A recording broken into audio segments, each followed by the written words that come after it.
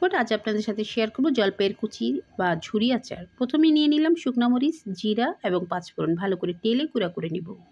এখানে 1 কেজি পরিমাণ জলপাই আমি গ্রেটার দিয়ে ভালো করে গ্রেট করে নিয়েছি।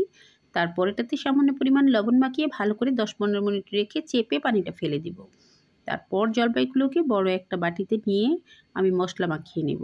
দিয়ে দিলাম 1 টেবিল চামচ পরিমাণ হলুদের গুঁড়া, মরিচের গুঁড়া এবং স্বাদ অনুযায়ী লবণ। দিয়ে দিলাম সরিষার গুঁড়া। আপনারা চাইলে সরিষাটা বেটেও দিতে পারেন। দিয়ে দিলাম স্বাদ বাড়াতে একটু চিনি, 2 টেবিল চামচ পরিমাণ চিনি দিয়ে দিলাম বিট লবণ 1 চা চামচ পরিমাণ। এখানে প্রায় হাফ কাপ পরিমাণ থেতো করা রসুন অ্যাড করে দিলাম। খুব ভালো করে সব কিছু একসাথে মাখিয়ে নিতে হবে। তারপর এড করে দিলাম চিলি ফ্লেক্স 1 চা চামচ পরিমাণ এবং সরিষার তেল। অবশ্যই সরিষার তেল দিয়ে মাখিয়ে নিতে হবে।